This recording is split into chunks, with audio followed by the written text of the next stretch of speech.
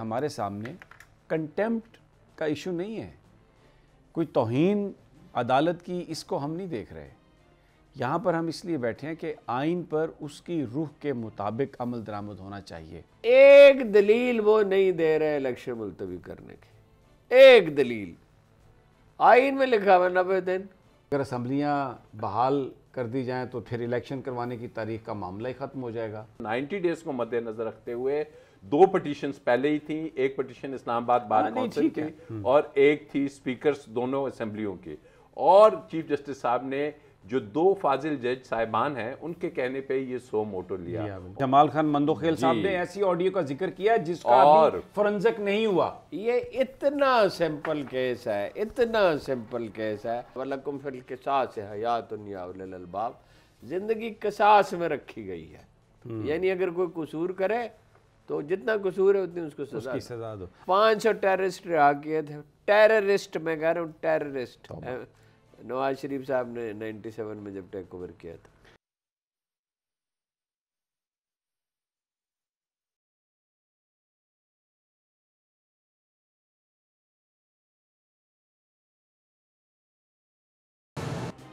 अस्सलाम वालेकुम नाज़रीन, मैं आपका मेज़बान समी इब्राहिम और आप देख रहे हैं प्रोग्राम तज्ज़िया। मेरे साथ हैं आज हारून रशीद साहब, किसी तारीफ़ के मोहताज नहीं, राजा आमिर अब्बास भी हैं और फ़ख्र रहमान सीनियर सहाफ़ी हैं। सुप्रीम कोर्ट के मामलात पर बड़ी गहरी नज़र रहती है उनकी। आज बड़ा अहम दिन था सुप्रीम कोर्ट में और आज समाअत हुई उस मुकदमे की, उस कानूनी इशू की, आइनी इशू की कि किसने देना है, तारीख़ देना किसका काम है। 9 मेंबर बेंच सुप्रीम कोर्ट का, इलेक्शन की तारीख़ का मामला justice chief justice Umar Ata Bandial साहब की सरबराही में। राजा आमिर अब्बास से भी पूछेंगे, हारून रशीद साहब से भी तज्ज़िया लेंगे। लेकिन एक बात जो आज हुई बात वो मैं आपके साथ शेयर करना चाहता हूँ। आगाज़ में आपको अंदाज़ा हो कि इस वक्त चीफ जस्टिस उमर अताब बंदयाल के माइंड में क्या चल रहा है। वहाँ पर जो जजेज़ हैं उनके सामने जो ये इश्यूज़ हैं वो किस एंगल से, किस रुख से उसको देखने की कोशिश कर रहे हैं। एक मौके पर जब बताया जा रहा था कि लाहौर हाई कोर्ट का फ़ैसला भी आया और फ़लाँ तारीख़ को ये आया और उस पर इम्प्लीमेंटेशन नहीं हो रही और इतने दिन हो गए, तो उमर अताब बंदयाल साहब ने कहा कि हमारे सामने कंटेम्प्ट का इशू नहीं है, कोई तौहीन अदालत की, इसको हम नहीं देख रहे। यहाँ पर हम इसलिए बैठे हैं कि आइन पर उसकी रूह के मुताबिक अमल दरामद होना चाहिए। और साथ उन्होंने ये कहा कि मौलवी तमीज़ुद्दीन आए हैं। ये एक ऐसा फ़िक्रा था, कम से कम मैंने जब ये सुना तो मैं तो बिल्कुल अपनी जगह पे साकत होकर रह गया, क्योंकि एक पिटीशन है कस्टोडियंस की, सब्तैन खान और सरहद असम्बली KPK असम्बली के जो स्पीकर हैं उन्होंने पिटीशन दायर की हुई है। तो मौलवी तमीज़ुद्दीन का जो नाम है, बहुत सारी जो हमारी यूथ है उसको इल्म नहीं है। एक सिर्फ मिनट लूँगा, इसकी तफसील बताऊँगा ताकि आपको अंदाज़ा हो सके कि इस फ़िक्रे का मतलब क्या था। 24 अक्टूबर 1954 को गवर्नर जनरल ने असम्बली डिज़ोल्व कर दी थी हमारी पाकिस्तान की। उसको मौलवी तमीज़ुद्दीन जो स्पीकर थे उन्होंने चैलेंज किया सबसे पहले। सिंध हाई कोर्ट ने उनकी इस पिटीशन को तस्लीम किया, उसको मंजूर किया और कहा कि गवर्नर जनरल का इख्तियार नहीं था कि वो इस असम्बली को डिज़ोल्व कर सके। इस पर अपील हुई और तब फेडरल कोर्ट कहते थे सुप्रीम कोर्ट को।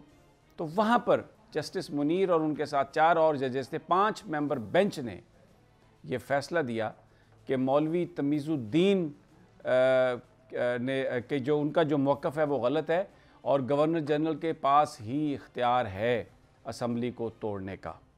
और नज़रिया ज़रूरत की जो बुनियाद है वो वहाँ पर पड़ी। मैं आपको सिर्फ 2 लाइनें सुना देता हूँ उस फ़ैसले की, जिसमें उन्होंने ये कहा कि इक़्तिदार आला ताज बरतानिया के पास है, इसलिए कानून साज असम्बली के पास इक़्तिदार आला नहीं बल्कि गवर्नर जनरल के पास है जो क्राउन का नुमाइंदा है। और अगर इस कानून साज असम्बली के अरकान ये समझते हैं कि इक़्तिदार आला उनके पास है तो वो अहमकों की जन्नत में रहते हैं। और फिर साथ भी यही कहा कि जो चीज़ नज़रिया ज़रूरत कि जो कानूनी नहीं है, इस ज़रूरत के तहत वो कानूनी हो सकती है। लेकिन तब जस्टिस कार्नीलियस ने जस्टिस मुनीर के इस फैसले से इख्तलाफ किया था। और आज जब उमर अताब बंदयाल साहब ने ये कहा कि तमीज़ुद्दीन आए हैं, तो ये बहुत आसान था हमारे लिए ये अंदाज़ा करना कि जज साहब किस मकाम पर बैठे हैं और किस तरह से सारी सूरत हाल को ले रहे हैं। और नज़रिया ज़रूरत जो उस वक्त आया था, शायद अभी तक किसी न किसी सूरत में वो रहा, लेकिन अब शायद उमर अताब बंदयाल साहब इस नज़रिया ज़रूरत को दफन करेंगे। मैं हारून रशीद साहब माफ़ी चाहता हूँ, थोड़ा ज़्यादा बोल लिया मैंने, ये बताना ज़रूरी था। नहीं, ये मौलवी तमीज़ुद्दीन का हवाला तो बड़ा इम्पोर्टेंट, क्योंकि अब ये जो सारी, आप क्या इसको किस नज़र से आप देखते हैं? देखिए, बिल्कुल सादा और सामने की बात यह है, एक जुमले में बयान की जा सकती है, आइन की सुपरमेसी आप मानते हैं या नहीं मानते। रसूलुल्लाह सल्लल्लाहु अलैहि वसल्लम से एक बात मंसूब है, वो पुख्ता हदीस नहीं है, मंसूब है उनसे। कुछ लोग कहते हैं कि इसमें से ये दुरुस्त हो सकता है कि ये जो यूरोप के लोग हैं, इनके लिए एक इस्तिलाह इस्तेमाल करते थे अरब, वो मैं अभी मैच करता हूँ कि ये इनमें एक खासियत है कि ये अपने हुक्मरानों के ख़िलाफ़ डट के खड़े हो जाते हैं। मुसलमानों का ज़वाल कैसे शुरू हुआ? ज़ाहिर है पहला इनहराफ इल्मी और फ़िक्री ज़हनी होता है, फिर वो अमली इनहराफ हुआ और फिर मामला करबला तक पहुँचा, और फिर जो है वो आप डिरेल होना शुरू हुए। इसके बावजूद चूँकि इल्म था, बाकी अक़वाम में तो इल्म नहीं था, तो 1000 साल आपकी बरतरी कायम रही। जब आप एक दफ़ा रास्ते से हट जाते हैं ना, पटड़ी पर से उतर जाते हैं, और हम तो एक दफ़ा नहीं बारहा उतरे, और गुफ्तगू की हद तक तो हम सारे बड़े उसूल पसंद हैं और सब बड़े पारसा हैं और बड़े नेक हैं। आपने मुल्क किन लोगों के हवाले कर दिया? कभी फ़ौज के हवाले कर दिया, उसके लिए भी जवाज़ अदालतों ने मुहैया कर दिया, और माशरे ने भी कर ही दिया, सियासतदान में मिलेगा। और कभी जनाब ऐसे लोगों के हवाले कर दिया वो इस दुनिया में नहीं है। मैंने उनसे पूछा जनरल साहब से कि आप बड़े लायक आदमी, आपको यही आदमी मिला था हुकूमत करने के लिए मुल्क पर, और आप जानते नहीं थे आप कि कोई आदमी छोटा सा फैसला भी करता है, कारोबारी शराकतदारी भी करता है, तो ये सोच समझ के करता है, सोच समझ के करता है। अब देखिए, एक दलील वो नहीं दे रहे इलेक्शन मुलतवी करने की, एक दलील आइन में लिखा हुआ 90 दिन। वो जो आइन में लिखा हुआ है वही है ना। मगरब का और हमारा फ़र्क क्या है? वहाँ कानून की बालातरी और तालीम है, और क्या है? वो उनके कंधों पे 2 सर हैं, वो बड़े इंटेलिजेंट लोग हैं, आप भी उन्हें मिलते हैं, हम भी उन्हें मिलते हैं। कायदे करीने एक एहतसाब का निज़ाम है, न ट्रंप उससे बच सकता है, न जो बाइडन उससे बच सकता है, कोई भी नहीं बच सकता। तो ये अदालत जो है कि ये तारीख़ी लम्हा है। अगर अदालत ये फैसला करेगी सही, और इंशाअल्लाह सही करेगी, तो ये सुरखरू होगी। और जो लोग जो हैं वो एक गलत चीज़ की तायीद करेंगे, वो रुसवा हो। कितने रुसवा हुए कायद-ए-आज़म के बाद? कौन गया है आबरूबंदी से? हाँ बिल्कुल सही फरमाया आपने, सही। राजा आमिर अब्बास, ये बात मौलवी तमीज़ुद्दीन की, आप तो क्योंकि कानून बहुत अच्छी तरीके से प्रैक्टिस भी कर रहे हैं, आप समझते हैं कि इसका क्या मतलब था, लेकिन मैं कुछ और सवाल फ्रेम हुए कि जी अगर असम्बलियाँ बहाल कर दी जाएँ तो फिर इलेक्शन करवाने की तारीख़ का मामला ही ख़त्म हो जाएगा। और एक और बड़ा सवाल था कि ये भी देखना होगा कि जो परवेज़ इलाही साहब ने असम्बली तोड़ी है, तो वो तो बाहर के किसी बंदे की डिक्टेट से, यानी नाम नहीं लिया इमरान खान का, लेकिन शायद उनके कहने पर तोड़ी है। तो ये भी देखना पड़ेगा कि 5 साल के लिए जो इलेक्ट होने वाली असम्बली थी, तो वो कैसे पहले डिज़ोल्व हो गई। लेकिन मुझे ये समझ नहीं आई कि आज तक ये सवाल नहीं किसी ने फ्रेम किया अदालत में।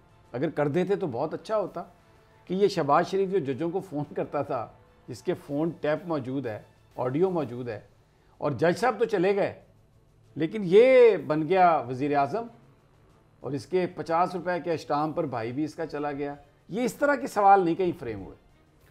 समी साहब, आपके इस सवालात का जवाब देने से पहले, ये जो आपने शहबाज शरीफ और मलिक क़य्यूम की बात की, और वही केस वो सब ने सुनी, और उस वक़्त जो भी हुआ आपके सामने है।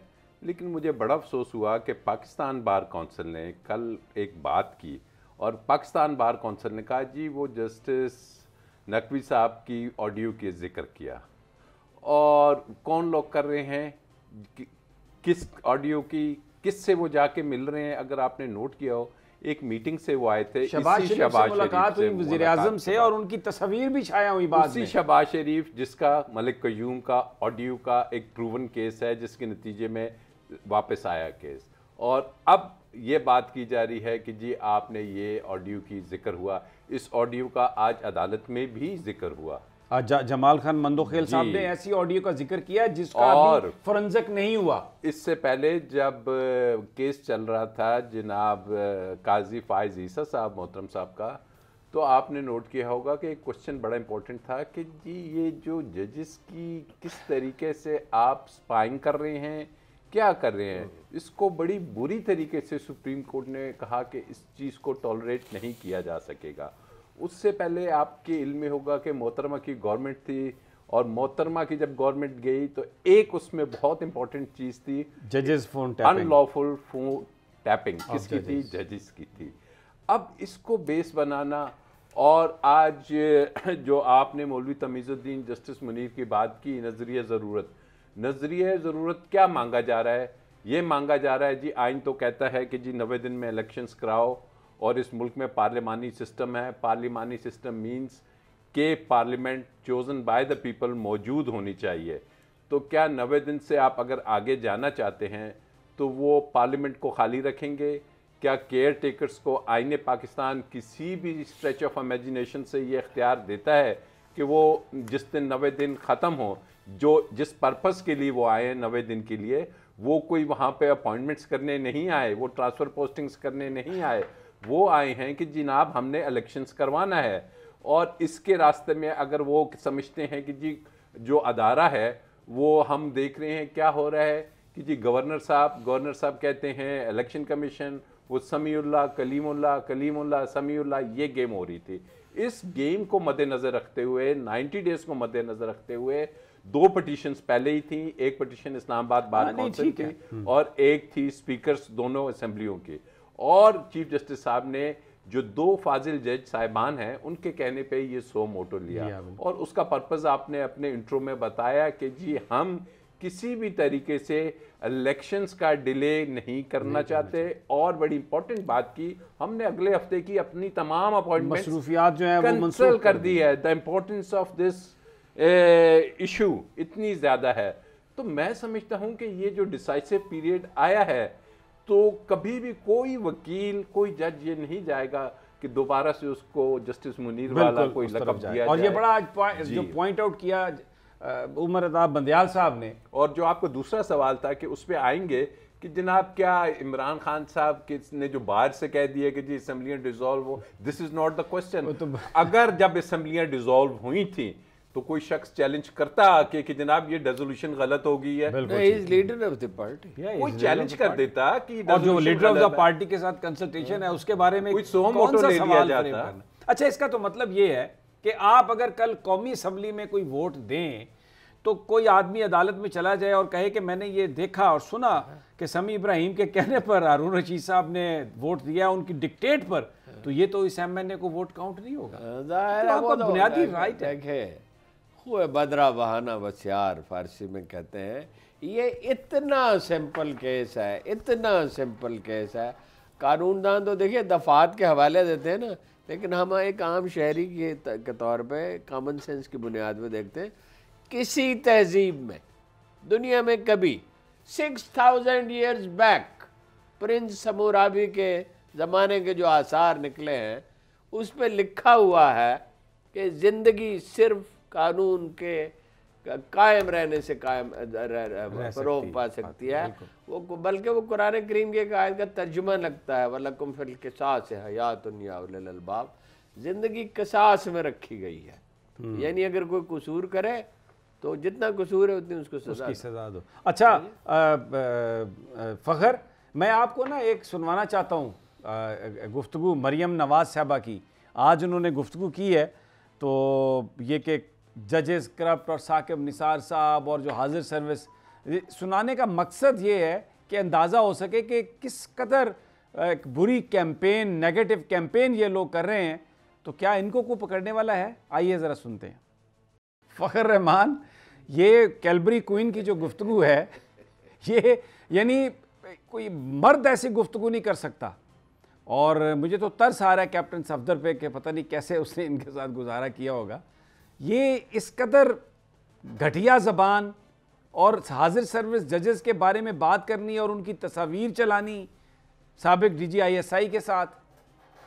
सलाम पेश करता हूँ मैं इन इदारों को भी जिन्होंने इनको चुना, इनके चाचू को चुना, इनके बाप को चुना। फ़खर जी बिल्कुल समी साहब, अगर मैं तो आज ये एक्सपेक्ट कर रहा था कि एक जो 9 रुकनी बेंच के मुअज़्ज़िज़ जज जो थे जिन्होंने ऑडियो टेप का जिक्र किया था, तो वो शायद जिसने वो रिकॉर्ड की थी उनको वो तलब कर लेते आज कि आप आकर ये बताएं। और जहाँ तक आप ये जो क्लिप दिखा रहे हैं, मेरे ख्याल में जजेस साहिबान भी ये क्लिप देख के सज़ा तो वो नहीं देंगे, क्योंकि वो यही कहेंगे कि इनको किसी माहिर नफ्सियात नहीं, ये डिस्टॉर्शन है सारी। मैं आपको बता रहा हूँ, आज भी जो कोर्ट के अंदर भी जो बहुत सारी गुफ्तगू हुई ना, मेरी बहुत सीनियर लॉयर से बातचीत हुई, उनका ये कहना कि ये सिर्फ तवज्जो हटाने के लिए असल मसले से, ताकि कुछ कशीदगी और तरफ चली जाए, इशू कोई और आ जाए और ये जो इलेक्शन वाला मामला है ये पीछे हो जाए। तो ये भी गालियाँ इसीलिए निकाल रही हैं कि किसी ना किसी तरीके से को मामला किसी और तरफ चला जाए। देखिए ना, आप जो चीखो पुकार है उसके अंदर फ़र्क आपको वाज़े नज़र आएगा कि इलेक्शंस में ये जाना नहीं चाहते, इलेक्शन से ये फ़रार होना चाह रहे हैं,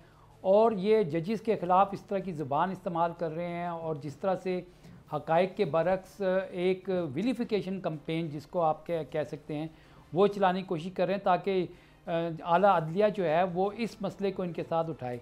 अब मसला ये है कि वहाँ से तो कोई अभी तक इस हवाले से कोई इक़दाम सामने नहीं आया, और इस सारी कैंपेन का मकसद ये है कि हमारे साथ कुछ हो और मामलात को हम किसी और तरफ ले जाएं। आपको याद है 97 में मैं तो उस सारी सिचुएशन को आंखों से मैंने देखा हुआ है कि जब सुप्रीम कोर्ट पे हमला हुआ था 28 नवंबर को 1997 को, तो इस वक्त और तो कुछ मिल नहीं रहा है। जिस चीज़ पे इन्होंने आवाम से वोट लेना है वो है महंगाई, जिसको ये कम करने के लिए आए थे वो 3 गुना कर दी है। तो हर तरफ से इनको मायूसी हो रही है, और ये जो इस वक्त सूरत हाल और हालत ज़ार नजर आ रही है। मैं ये तो ब्रेक पर मुझे जाना है और 1-1.5 मिनट रह गया है, तो हारून साहब, ये पाकिस्तान की ये क़यादत है, ये मुस्तकबिल की वज़ीर आज़म है, इतनी घटिया लैंग्वेज को इस्तेमाल कर सकता है? यही क्या, ये जितनी क़यादत है ये सब एक इस्तिलाह मैंने ईजाद की थी, अब तो वो आम हो गई है, तारीख़ के कूड़ेदान में डाली जाएगी।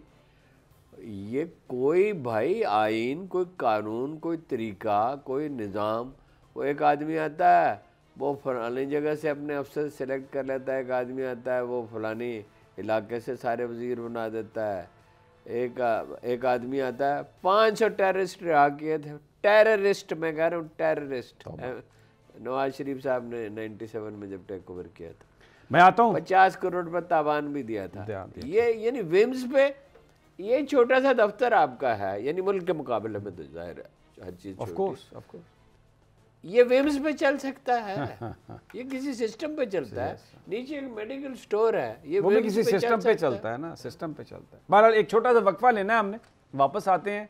तो ये इस तरह की जो हमाकते हैं और पंजाबी में कहते हैं चवड़ें, ये जो चवड़ें इस तरह की बज रही हैं ना, इसके बारे में बात करेंगे लेकिन एक छोटे से वक्फे के बाद।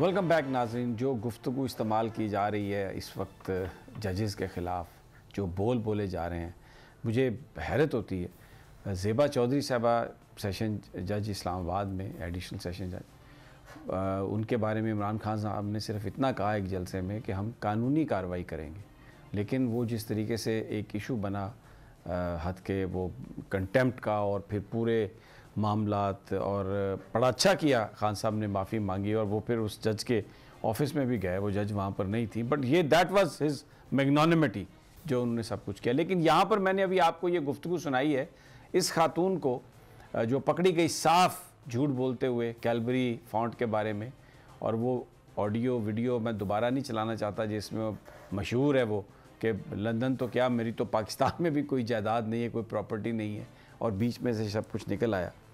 तो राजा आमिर अब्बास, ये जो तौहीन अदालत है, ये इसके कोई मुख्तलिफ लोगों के लिए मुख्तलिफ कवानीन है?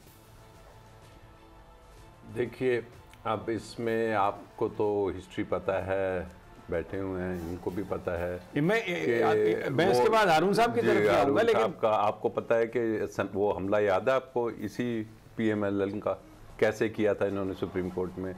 उसके बाद क्या हुआ? उसके बाद आपने देखा कि जी पहले मलिक क़य्यूम वाला भी आपको याद होगा। उसके बाद जजिस को जब ये वोट को इज्जत दो, बात क्या चली कि जी ये बुक से भरे हुए जजेस फैसले कहीं और लिखे जाते हैं। अब ये पर्पस क्या है? पर्पस इसका है but they got away every time. Sir, अब दे वांट टू इंडल्ज के जी अदालतें अपना काम छोड़ के अब इसमें आ जाएं कि जी ये इशू बन जाए कि जी ये बेंच सही है या नहीं है। The focus is chief justice of Pakistan. अभी हालिया जजमेंट आई 5 जजेस की कि जिसमें उन्होंने कहा कि बेंच बनाना, बेंच की formation exclusively chief justice of Pakistan की है। सो मोटो का फैसला करना एक्सक्लूसिवली चीफ जस्टिस की डोमेन है। जब ये चीजें आ गई तो अब वो प्रेशराइज करने की कोशिश की जा रही है कि किसी तरीके से इस बेंच की जो कंपोजिशन है, एक तरफ से आपको नजर आएगा जी जी 15 रुकनी बना दिया जाए, 13 रुकनी बना दिया जाए। ये पाकिस्तान बार काउंसिल ने भी कह दिया कि जी वो बड़ा इसमें काजी फायज ईसा साहब को शामिल किया जाए, तारिक साहब को किया जाए। कहा जी एक छोटी सी बात है, आपने फैसला क्या करना है? आपने फैसला करना है। चीफ जस्टिस के इख्तियारात में मुदाखलत कैसे कर सकती है? उन्होंने प्रेस रिलीज जारी कर दिया। मैं आपकी जगह ये प्रोग्राम को टेक ओवर कर लेता हूँ, सवालात करना शुरू कर देता हूँ और मेज़बान बन जाता हूँ। हालांकि ये कोई बड़ा हादसा नहीं होगा, लेकिन लोग हंसेंगे, ये पागल है यार, इसको क्या हुआ है? ओ भाई, चीफ जस्टिस ऑफ पाकिस्तान अलामत है अदल की और अदालती निज़ाम की।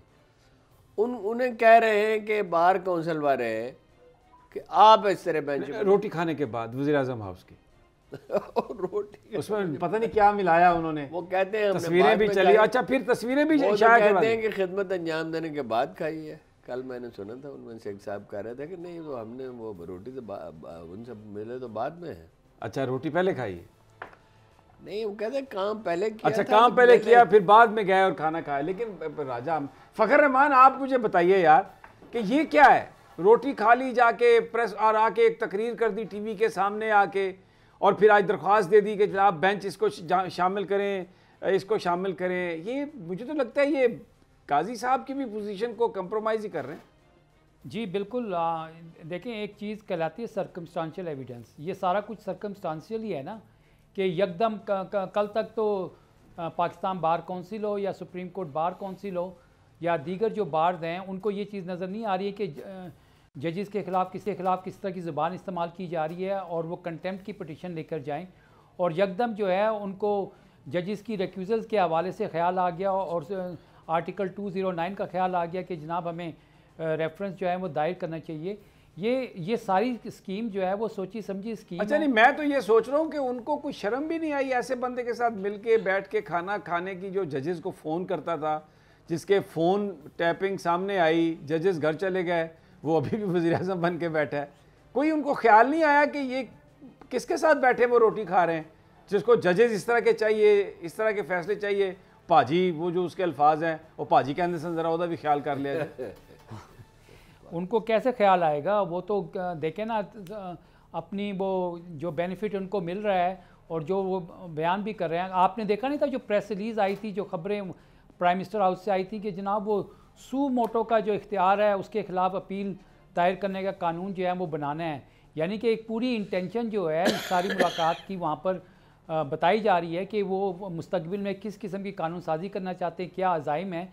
तो ये तो एक आला अदलिया की खुद मुख्तारी के खिलाफ एक साजिश जो है वो घड़ी गई है। खुद मुख्तारी भी। हारून साहब, एक अभी जो हमने शॉर्ट आपने भी सुना, उसमें वो कह रही हैं कि एजाजुल एहसन साहब चीफ जस्टिस बनने के ख्वाब देख रहे हैं, हालांकि सीनियरिटी की बुनियाद पर उनका नाम है, उनका नंबर है। तो ये कहना, माफिया जो होता है ना, वैसे माफिया की भी किस्में अलग बात है। तो माफिया जो है सही है, मुझे लगता है वो ये चाहता है कि देखिए उसने क्या कहा था गुलाम इसाक़ खान ने जनरल काकड़ से, कहा 56 ऑफिसर्स ब्रिगेडियर एंड अबव इनको ब्राइब करने की कोशिश की गई है। अच्छा, इसको पंजाब पुलिस फ़ौज को उन्होंने पंजाब पुलिस बनाने की कितनी दफ़ा कोशिश की? एक दफ़ा नहीं। क्या इन्होंने हमेशा बेहतरीन आदमी का इंतखाब किया? हालांकि अगर बेहतरीन आदमी का इंतखाब करते तो ये ख़ुद भी मुश्किलात से न गुज़रते। और भाई फ़ौज तो एक कि ये पाकिस्तान एक अलग मुल्क है, एक तरह का मुल्क है, कोरिया की तरह, ताइवान की तरह, इसराइल की तरह। अगर पाकिस्तान का तो पूरा मुकम्मल अखलाकी जवाब है, तो वोटों से बना। इसमें फ़ौज जो है उसमें किसी सियासतदान का कोई यानी ऐसा आदमी आ जाए जो सियासतदान की विम्स पे चले, खुद फ़ौज को भी इसका इदराक होना चाहिए। ठीक है, इतनी बेपनाह मोहब्बत इस फ़ौज से की गई है कि तारीख़ में उसकी मिसालें बहुत शाज़ व नादिर होंगी, जदीद तारीख़ में तो नहीं होंगी। और इन्हें भी इदराक होना चाहिए कि इनका क्या काम है इसमें मुदाखलत करना। मुदाखलत से इनकी तौक़ीर में इजाफा तो नहीं होता। अच्छा, ये अपना इन्होंने अदलिया को तबाह कर दिया। 3 जज इन्होंने, एक जज को सदर बना दिया, 2 को सेनेटर बना दिया। वो जावेद इकबाल सयाने थे, वो कभी कंट्रोवर्सी में पढ़ते नहीं थे। और बच्चे उनके साहबजादे चले गए PTI में, तो अल्लामा इकबाल की बहू के साथ क्या सलूक किया? हाँ, वो खुद जज रही, वो भी एक जज भी थी और ऑनरेबल जज थी वो, यानी कोई ऐसी जज नहीं थी। जिस बंदे ने भी इन्होंने जो लोगों के साथ किया है, इदारों के साथ जो किया है, और अगर अभी भी इदारे ना समझें, 25,000 आदमी 89 में भर्ती किया MPs के कहने। मुझे एक छोटा सा वक्फा लेना है नाजरीन। ये जो हारून साहब ने बात कही है इस पर भी बात करते हैं। और आज पेशावर में भी जेल भरो तहरीक थी, दूसरी जानिब इमरान खान साहब ने भी आज खिताब किया और बिल्कुल वेरी राइटली लोगों से कहा कि अदलिया के साथ खड़े हों, इस वक्त एक जंग है और अब वो आ गई है अदालत की इमारत में। और आज हमने कुछ मनाजर भी देखे, लेकिन जिस तरह आज कहा जस्टिस जनाब उमर अता बंदयाल ने कि उन्होंने ज़िक्र किया उनका मौलवी तमीज़ुद्दीन का, तो उम्मीदें अब बहुत हैं। लेट्स सी क्या होता है। एक छोटा सा वक्फा, गुफ्तगू जारी रखेंगे।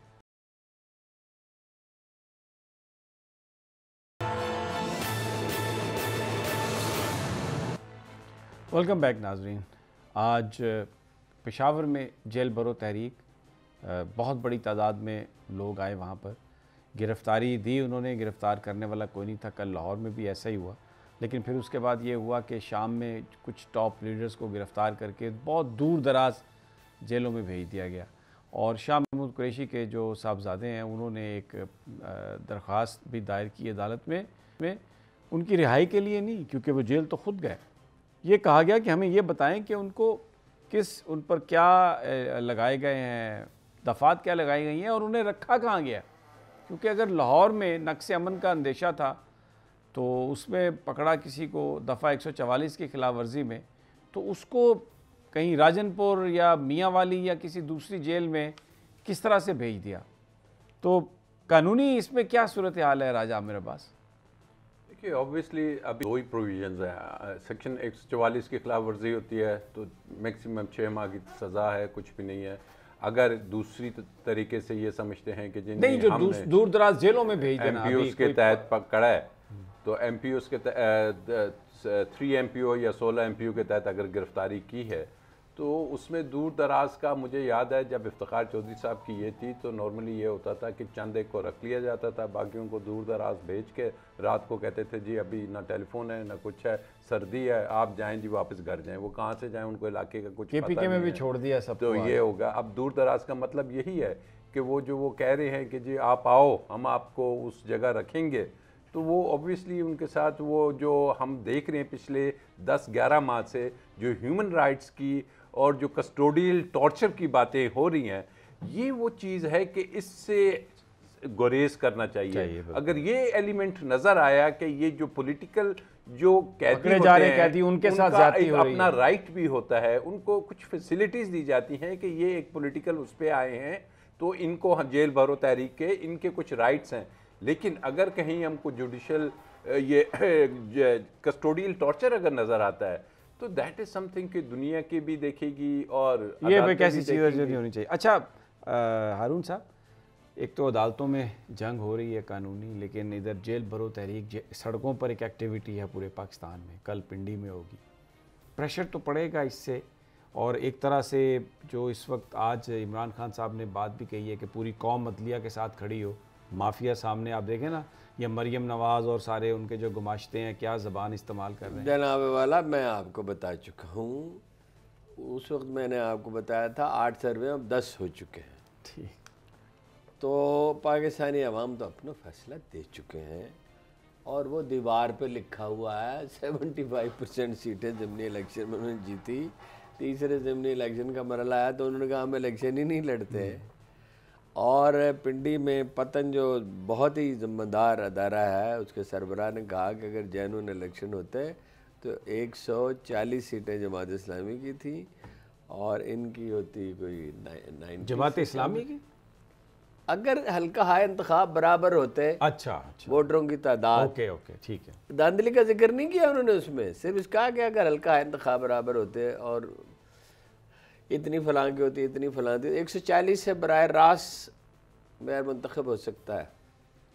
किसी की अदालत ने, किसी ने उसका कोई नोटिस लिया। तो वो देखिए ये जंग अपनी हार चुके हैं। अब ये जंग किसी दूसरे के बलबूते पर लड़ना चाहते हैं, लेकिन ऐसे में पॉलिटिक्स में अफराद अहम होते ही नहीं हैं। फाइनली सिचुएशन इम्पॉर्टेंट होती है। कितने मकबूल लीडर हैं जो रांदा दरगाह हुआ है, उसका मुझे याद है इब्राहिम लिंकन का, उसका नाम भी शायद जॉनसन ही था, और वो रांदा दरगाह, कितनी तारीख़ में कितने बड़े बड़े लीडर हैं और जो अखलाकियात में कायम रहते हैं। 2 दफ़ा घर गए अपना, एक दफ़ा तो गिरफ्तारी हो गया अपना डिगाल, एक दफ़ा वो अपना नाराज़ होकर चले गए कि अगर मुझे इख्तियारात नहीं देते, वो कहते सदारत निज़ाम चाहिए, कौम मानती है तो ठीक है, नहीं। फिर उनको लाया गया। वो फ्रांस जिसके बारे में कहा जा रहा था कि बच ही नहीं सकता, ये टूट जाएगा। यही तो मरियम नवाज़ कह रही है कि अब्बा जी को लाओ। हाँ, वो कह रही है मेरे अब्बा जी को लाओ, पाकिस्तान बचाएंगे या माल बचाएंगे। डिगाल की कितनी प्रॉपर्टी थी फ्रांस में भी, फ्रांस से बाहर तो छोड़ दें, वो उसी कदीम गांव में उसी मकान में रहता था, उसी लोहार, उसी तो वो भी उसी वो 4-5 अरब रुपए का फ्लैट है जिसकी रसीदें नहीं है, उधर ही तो रह रहे हैं मियां नवाज शरीफ अरुण साहब, उधर ही 300 एकड़ की यहाँ है। हाँ है जी, जाती उम्रा में 10 अरब छोटा सा 300 एकड़ का घर है। मैं अब नाम नहीं लेता, ज़ाती मुलाकात थी तो अब तो वो साहब जो हैं इमरान खान के ख़िलाफ़ बड़े बयानात जारी करते हैं। उन्होंने मुझे खुद बताया था, अगर वो तरदीद कर दें किसी वक्त, आजकल बड़े इंटरव्यूज़ देते हैं, तो मैं फिर तफसील बता दूंगा कि 300 जायदादें हैं शरीफ ख़ानदान की सिर्फ बरतानिया में।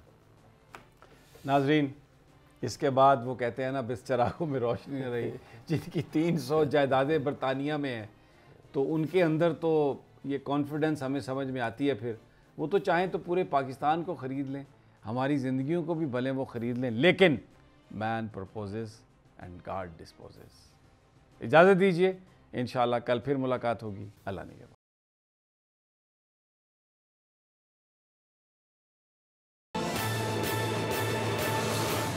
जिंदगी एक मैदान है और PSL 8 में हर टीम को छूना आसमान है। 6 टीमों के बीच धुआंधार लड़ाई। ये शोर ना लड़ाई का है ना डर का, ये शोर है जीत का, ये शोर है जुनून का। खेल का जुनून रोजाना रात 11 बजे सिर्फ बोल न्यूज पर।